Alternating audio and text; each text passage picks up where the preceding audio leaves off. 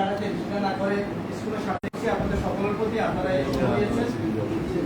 শুধু সংক্ষেপে যে একটা কথা বলবো, আমরা আসলে চেষ্টা করার সুযোগটুকু আমাদের কাছে আছে, কিন্তু সফলতা কতটুকু আসবে এটা আল্লাহ ভালো জানেন, এবং যাদেরকে নিয়ে আমাদের চেষ্টা তাদের যোগ্যতার উপর নির্ভর করে। আমরা ইতিমধ্যে স্কুলে কিছু বিষয়ে আমরা সিদ্ধান্ত নিয়েছি, সেটা হচ্ছে আমরা বলেছি যে আগেকার সময়ে ক্লাস 6 থেকে ক্লাস 10 পর্যন্ত যারা সকল বিষয়ে ফেল করতো তাদেরকে প্রমোশন দেওয়া হবে। আমরা সিদ্ধান্ত নিয়েছি যারা আগের মতো সকল বিষয়ে ফেল করবে এদের একজনকে প্রমোশন দেওয়া হবে না 6 to 10 পর্যন্ত। আমরা সিদ্ধান্ত নিয়েছিলাম যে যারা আগে সকল বিষয়ে যারা ফেল করতো টেস্ট পরীক্ষায়, তারা সকল বিষয়ে যারা পাস করতো, সকল বিষয়ে যারা ফেল করতো সবাই পরীক্ষা দেওয়ার সুযোগ পেত। আমরা ইতিমধ্যে সিদ্ধান্ত নিয়েছি এবং বাস্তবায়ন করার আমরা চেষ্টা চালিয়ে যাচ্ছি, হয়তো একটু সময় লাগবে, যে যারা টেস্ট পরীক্ষা ফেল করবে তাদেরকে ফর্ম ফিল-আপের সুযোগ দেওয়া হবে না। তবে হ্যাঁ, বিশেষ কারণে এক বিষয় অথবা দুই বিষয়ে 2, 4, 5 নম্বরের জন্য যদি ফেল করে সেটা আমরা বিশেষ আলোচনা করে সিদ্ধান্ত নেব। তবে এর সাথে বেশি বিষয় যদি ফেল করে, বেশি নাম্বারের জন্য যদি ফেল করে, আমরা ফর্ম ফিল-আপের সুযোগ দিব না। এটা গত 1 বছর আগে থেকে আমরা গাড়িয়ানকে জানিয়ে আসছি।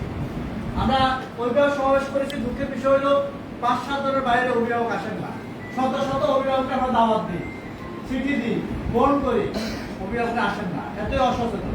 অভিভাবকের যদি সাপোর্ট না থাকে আমরা তো এখানে সময় দিতে পারবো, বলতে পারবো, কিন্তু পড়ালেখা না করে অভিভাবক যদি খেয়াল না করে, নজর না দেয়, তাহলে আমাদের এই চেষ্টাটা কিন্তু সফলতা আসবে না। যে ছেলেটা দুর্বলতা আছে তাকে অবশ্যই ব্যবহার করতে হবে। অনেক ছাত্রছাত্রী আছে অবস্থা ভালো, একেবারে খারাপ না, কিন্তু বছর শেষে দেখা যায় বই কিনে না, গাইড কিনে না, অভিভাবকরা সচেতন না, দেখে না, খবর নেয় না।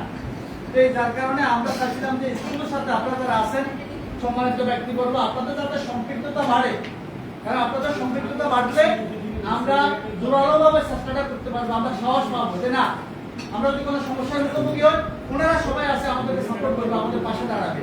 এই জন্য আসলে আপনাদেরকে ডাকা।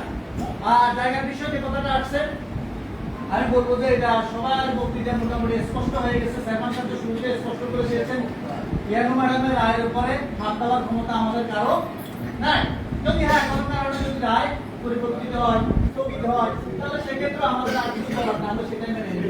তবে আসলে আমরা ইয়াসিন ভাইদেরকে বলবো, বাচ্চু ভাইদেরকে বলবো, আসলে প্রতিষ্ঠান জন্ম দিয়েছেন আপনারা, আপনাদের মধ্যে আপনারাও আছেন, আমাদের বলুন কাকার আছে, অনেকে আছে, যে প্রতিষ্ঠান আপনারা ইয়াসিন ভাইরা, বাচ্চু ভাইরা জন্ম দিয়েছেন, সে সন্তান, এটা তো সন্তান, সেই সন্তানদের যদি মৃত্যু হোক এটা নিশ্চয় আপনারা কামনা করেন না। সে সন্তান বিকলাঙ্গ হোক নিশ্চয় এটা আপনারা কামনা করেন না। তাহলে সেই সন্তানকে টিকিয়ে রাখা, সে প্রতিষ্ঠানকে টিকিয়ে রাখা, সেই প্রতিষ্ঠানকে সুন্দর করা, এটা আপনাদের দায়িত্বের মধ্যে আছে। আমি আপনাদের কাছে সাহায্য চাবো, সহযোগিতা চাবো, আপনাদের স্বার্থে, আপনাদের এলাকার স্বার্থে, আপনাদের সুনামের স্বার্থে। আর যে কথাটা আসছে, হ্যাঁ এটা একটা বিষয় আছে, ওই জায়গাটা ছাড়া যে জায়গাটা নিয়ে ম্যাডাম রায় দিচ্ছে সেই জায়গাটার বাইরে স্কুল এরিয়ার ভিতরে কিছু জায়গা নিয়ে আপত্তি আছে, এটা বাচ্চু ভাইদের এবং এসএমদের আপত্তি আছে, আপত্তি যুক্তিগতও আছে। আমরা তাদেরকে অনুরোধ করব, আমরা সম্মানজনকভাবে স্কুলে আপনাদেরকে মূল্যায়ন করে আমরা আপনাদের সাহায্য চাই, আমরা আপনাদের সাহায্য চাই। আপনাদের দাবি আছে, দাবিও যুক্তি। আমরা চাই বাচ্চু ভাইদের মতো আপনারা আমাদেরকে সাহায্য করবেন, আমরা বাচ্চু ভাইদের মতো আপনাদেরকে সম্মানিত করতে চাই, স্কুলের সাথে সম্পৃক্ত রাখতে চাই। আমরা আপনাদের সহযোগিতা চাই। এই স্কুল শত শত বছর টিকে থাকবে, যত বছর টিকে থাকবে তত বছর কিন্তু যারাই কমিটিতে আসবে, আমাদের পর 100 বছর 200 বছর পর যারা আসবে, তারা যখন খাতা তুলবে তখন ইয়াসিন ভাইদের নাম আসবে, বাচ্চু ভাইদের নাম আসবে, বলুন কাকাদের নাম আসবে, হাজি দেশের নাম আসবে, এরকম আমাদের যে বারবার মতো সবাই নাম বলছে, এই লোকগুলা কিন্তু নাম আসবে শত শত বছর পরেও।